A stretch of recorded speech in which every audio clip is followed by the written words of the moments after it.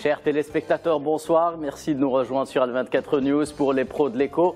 Votre rendez-vous hebdomadaire de l'économie. Et retour ce soir sur l'un des thèmes piliers de la construction économique en Algérie, notamment depuis qu'il s'est doté d'un nouveau cadre législatif plus souple, plus adapté aux réalités macroéconomiques et mieux armé pour permettre au pays d'être plus compétitif face à ses concurrents. Je veux bien entendu parler de l'investissement, un secteur en pleine mutation et qui fait face à de nouveaux défis entre une mondialisation mise à rude épreuve depuis quelque temps et un contexte géopolitique pesant dictant sa loi sur l'ensemble des secteurs industriels et leurs chaînes de valeur. Quel climat des affaires en Algérie en 2023 ? Avec quels atouts désormais ? Et pour quelles perspectives ? Comme chaque semaine, les pros de l'écho s'emparent du dossier.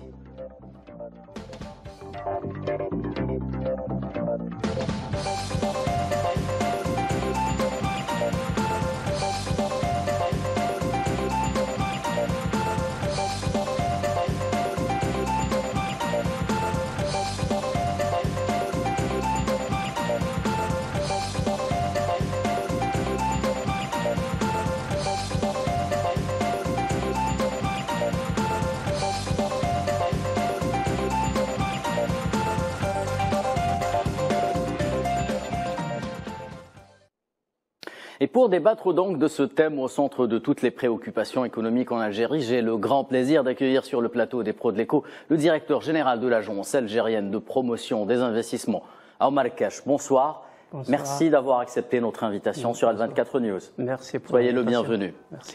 Et comme de coutume, donc, avant de donner le la et la parole à notre invité, je vous propose un petit décryptage du rôle du secteur de l'investissement en Algérie, version 2023, dans ce sujet signé Nariman Zekar.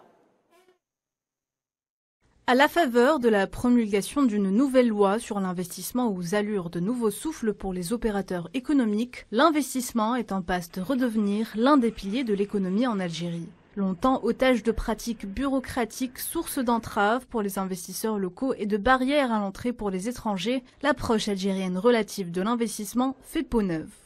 Le texte traduit clairement la volonté affichée par le législateur de réfuter toute logique contraire aux réalités économiques pragmatiques. Il consacre pour unique objectif l'intérêt de l'économie nationale et la compétition saine et loyale entre les futurs investisseurs sur la base des dossiers qu'ils déposeront au niveau de l'Agence algérienne de promotion des investissements.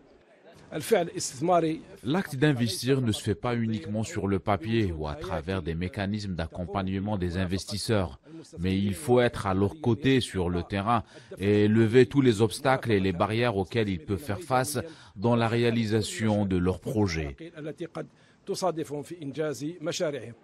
Création d'une nouvelle agence de promotion des investissements, guichet unique, avantages fiscaux et parafiscaux, taux d'intégration minimum, délai maximum de réalisation des projets ou encore transfert technologique, le nouveau cadre juridique a prévu toutes les mesures nécessaires à une relance rapide de la machine économique par le biais de l'investissement. L'investisseur est là pour créer de la richesse et de l'emploi. De ce fait, il est un maillon essentiel de l'économie nationale. Nous devons ainsi activer tous les mécanismes existants, notamment en ce qui concerne l'approche de la gouvernance économique qui doit impérativement changer. Car nous ne pouvons plus privilégier l'approche administrative dans la gestion de l'économie, qui dorénavant se fera selon une approche purement économique. Dans ce nouveau paysage, l'Agence pour la promotion de l'investissement revêt un caractère capital quant à la promotion du marché de l'environnement des affaires en Algérie, notamment auprès des investisseurs étrangers. Allez, trêve de suspense et nous allons donc sans plus tarder lancer ce débat avec M. Omar Cash, directeur de l'API. Le premier thème s'articulera justement autour de la loi sur les investissements et l'API. Alors, après plusieurs mois, Monsieur Cash d'attente, l'Algérie a donc mis en place un nouveau cadre juridique, législatif, pour l'activité d'investissement par la voie de la nouvelle loi justement sur l'investissement. Sur le papier, il s'agit plutôt d'un texte fort intéressant, à la fois pour les investisseurs locaux et étrangers. Pas moins de 8 textes d'application ont suivi rapidement donc la promulgation de cette loi. Que reste-t-il à faire et qu'est-il justement actuellement, qu'en est-il sur le terrain ? Premièrement, il faut rappeler le contexte dans lequel cette loi a été élaborée. Oui. Elle s'inscrit donc dans le cadre d'un des réformes profondes de management de l'économie nationale. Et il s'agit particulièrement de passage d'un modèle économique basé sur les hydrocarbures à un modèle économique basé sur la diversification. Oui. Donc, il fallait réfléchir aux fondamentaux de la relance économique. Donc, le projet de la loi sur l'investissement, il s'inscrit dans cette logique, dans cette démarche plutôt. Donc, le projet a connu lors de sa préparation des concertations et des concertations. Donc, après sa promulgation en juillet, il s'est suivi aussi de ces textes d'application pour la première fois dans l'histoire de l'Algérie. Donc, c'est vraiment avancée par rapport à ce qui s'est passé auparavant. Donc, l'agence a été installée, officiellement installée par Monsieur le Premier ministre le 20 octobre. On vient de le voir dans ce sujet signé Nariman Zakar, oui. Voilà, le 20 octobre dernier. Donc, dès son installation, on a mis en place on a élaboré une feuille de route qui est portée sur 4 principaux axes stratégiques de fonctionnement. Donc, le premier axe, c'était premièrement de faire face contre une demande des opérateurs qui étaient vraiment gênés par la période de transition, parce que la période de la promulgation de la nouvelle loi et la rentrée en vigueur. Donc il y avait quand même à générer un cumul qui a aussi beaucoup de contraintes pour les opérateurs économiques qui attendaient leurs marchandises au port, qui avaient besoin de prolonger leur décision d'octroi d'avantages. Donc le premier axe, c'était vraiment de faire face contre cette demande et de commencer l'assainissement du portefeuille d'investissement hérité de l'ex-Andi. Exactement. Donc, quand même, c'est un portefeuille très, très important qui dépasse les 5500 dossiers d'investissement en cours de réalisation. Il faut que l'API assure l'accompagnement de ces opérateurs. Ça, c'est le premier axe, c'est-à-dire les axes marchent en parallèle. C'est-à-dire il y a un deuxième axe, c'est la mise en place des dispositions de la nouvelle loi dans les systèmes d'information de l'API. Donc aussi de préparer l'encadrement et les cadres d'accueil, les cadres de l'agence pour l'application des nouvelles dispositions de la nouvelle loi. Donc, de faire aussi des formations pour expliquer les dispositions, parce qu'on a quand même... c'est important. C'est très, très important. Donc, ça, c'est le deuxième axe. Nous avons aussi un troisième axe, c'était de préparer les manuels de procédure et de commencer déjà la campagne d'explication des dispositions à travers l'ensemble des territoires nationaux, en utilisant aussi les différents supports et instruments de communication pour pouvoir expliquer les mesures aux opérateurs, à l'opinion publique, Donc ça, c'est le deuxième axe. Donc, il y a aussi le quatrième axe qu'on trouve très important et très fondamental, qui est la mise en place de la plateforme numérique de l'investisseur. Oui, on va en parler. Et on va en parler tout à l'heure. Donc, c'est un projet porteur aussi. On travaille sur 2 axes. Il y a le guichet unique, le guichet unique traditionnel, à travers aussi la préparation des manuels de procédure pour les représentants des différentes administrations représentées au sein du guichet unique et aussi de préparer un guichet unique numérique. Oui. Donc c'est ça les principaux axes de notre feuille de route.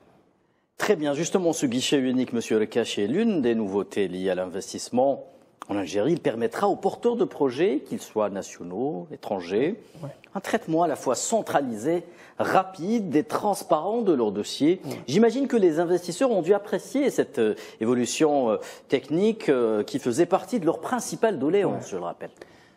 Oui, effectivement, donc le principe de guichet unique, d'ailleurs, il est pour but de réduire le maximum possible le nombre des intervenants dans l'acte d'investir. Donc c'est ça le but. Le but est de moraliser le maximum possible les procédures, de moraliser la vie économique dans le domaine de l'investissement, d'aller vers plus de facilitation, vers des simplifications des procédures et pour gagner du temps, comme vous le savez très bien, le temps il constitue en matière d'investissement, le temps c'est de l'argent, soyons clairs. C'est de l'argent, c'est un facteur de production même. Donc on travaille pour que le guichet unique soit le seul interlocuteur de l'investisseur. Donc il a un seul interlocuteur. Donc on limite les interférences. Les interférences, donc il a un seul endroit pour accomplir toutes les procédures liées à l'investissement. Très bien. Très bien. Alors justement, lors de ces différentes interventions et dans le cadre des réformes économiques dont vous avez parlé en Algérie, le président de la République, M. Abdelmadjid Tebboune, il a insisté sur les avantages comparatifs que recèle le marché algérien. Ils sont nombreux, il faut le dire. Vous qui, j'imagine, recevez des délégations de porteurs de projets étrangers tous les jours dans votre travail, quels sont les principaux critères justement sur lesquels vous insistez auprès d'eux ? Les critères qu'on insiste, les conditions qu'on a. Donc, là, il faut revenir sur l'engouement autour de l'agence, parce qu'il y a une confiance qui s'installe. Il y a une confiance qui s'installe. Nous avons des dizaines de contacts de la part des opérateurs étrangers, des grandes sociétés multinationales. Ils ont bien étudié l'écosystème et l'environnement des affaires en Algérie. Ils ont déjà constaté qu'il y a une forte volonté politique de relancer l'investissement. De relancer l'investissement et d'aller vers un nouveau mode de management de l'économie nationale basé sur la transparence, basé sur la liberté, basé sur le traitement égal des investisseurs. L'approche économique, on vient d'entendre le Premier ministre Ayman Ben Abdelrahman le dire, justement. Exactement, c'est vraiment l'approche économique, purement économique. Donc, ils ont déjà eu connaissance des secteurs stratégiques dont l'État veut vraiment développer. Donc, elle fait partie, donc, c'est déjà annoncé dans l'article 2 de la loi sur l'investissement. Donc, premièrement, ils constatent que les principaux leviers de l'investissement ils sont réunis. Premièrement, le premier levier, c'est celui de la stabilité de la stabilité politique, la stabilité sociale. Donc tout ça a été déjà... En plus de celui de la stabilité juridique qui est garantie justement par cette loi. C'est le premier levier. Le deuxième levier concerne la stabilité économique. Donc nous avons déjà statué sur le modèle qu'on veut dans notre Oui. pays. Nous avons statué déjà sur les secteurs, le choix des secteurs à développer. Donc il y a une vision claire et transparente. Ça, c'est le deuxième point important dans le climat de l'investissement. Le troisième point, la stabilité juridique. Oui. La stabilité juridique, c'est une vraiment exigence de Monsieur le Président de la République, oui, quand il a déjà annoncé l'élaboration de la loi. Il a déjà instruit le gouvernement à l'effet d'élaborer un texte stable. Qui reste en vigueur pendant 10 ans. Pas 10 ans, mais au minimum. Au minimum, voilà. 10 ans au minimum. Oui. Donc, chose qui a été déjà réalisée. Donc, ça, c'est le deuxième élément. Le troisième élément, il y a la lutte contre la bureaucratie. Oui. La lutte contre la bureaucratie et la facilitation et la simplification des procédures à travers le renforcement du principe du guichet unique et aussi le renforcement de la numérisation à travers l'ensemble non seulement la plateforme de l'investisseur, numérique de l'investisseur, qui sera la locomotive pour inciter et pour forcer les autres systèmes des autres intervenants à développer leur système d'information en conséquence. Oui. Donc il y a quand même des avancées dans ce sens. Il y a un autre élément qui est important, un autre levier de l'investissement, et celui de foncier. Oui. Le foncier économique. L'État a pris au sérieux cette question. Il y avait déjà des tentatives d'assainissement de foncier, mais cette fois-ci, Monsieur le Président de la République a demandé que cette question soit définitivement réglée. Et, un projet de loi a d'ailleurs été justement examiné au Conseil des ministres tout récemment. Le Président de la République a demandé au gouvernement de l'enrichir. Exactement, exactement. Je pense qu'il est dans sa phase finale. Donc il va permettre aussi Alors il succédera au fameux système dit du CalPIREF, justement, qui a montré certaines limites par rapport à la... Oui, oui. Donc il y a un dispositif qui va être mis en place après la promulgation de la loi. Donc notre agence sera une partie parmi d'autres. Oui. On sera chargé premièrement d'assurer la publication de l'offre en matière d'assiette. L'offre foncière. L'offre foncière, tout le foncier économique destiné au projet d'investissement doit faire l'objet d'une publication à travers la plateforme Donc toujours rester dans cette logique de transparence. Exactement. Donc c'est pour plus de transparence et d'équité de traitement des demandes. Dossiers. Donc même non seulement la publication, mais aussi la demande, parce que là, il y a une question de pertinence, il y a une question d'opportunité aussi. Donc il faut, c'est une ressource non renouvelable qu'on doit rationaliser, qu'on doit destiner aux projets qui réunissent les conditions et conformément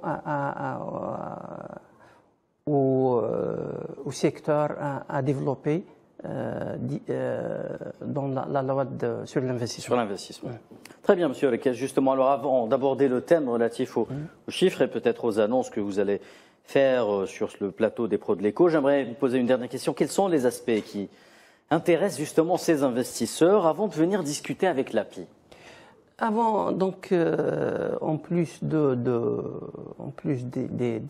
prérequis, donc, un investisseur, il cherche un climat de confiance, il cherche une réglementation stable, une législation stable, il cherche une transparence, il cherche une transparence, il cherche une facilitation, il cherche un accueil, il cherche interlocuteur, justement, un interlocuteur, fiable, unique. Il cherche l'information Oui. économique pour Oui. pouvoir faire ses études de marché, pour se projeter projeter sur l'avenir, pour pouvoir aussi se placer dans un environnement de concurrence. Oui. Parce que c'est très important. Donc de quoi faire un benchmark qui puisse... Exactement. Ouais. Donc sur cette base, nous travaillons déjà pour mettre à la disposition des opérateurs un portail informationnel riche d'informations en amont sur les opportunités et les potentialités d'investissement, sur les procédures, sur aussi sur le marché, sur l'existence aussi d'autres projets, parce qu'on va les mettre sur la plateforme. Très bien, Monsieur Rekesh. Abordons à présent le volet relatif aux chiffres. L'agence LAPI a été créée tout récemment. Elle a été inaugurée en 2020, en 2022, le 20 octobre 2022 par le Premier ministre Ayman Ben Abdelrahman. Mais est-ce que justement entre cette période et le début de l'année, vous avez des chiffres relatifs aux demandes et aux peut-être projets inscrits au sein de l'API à nous donner?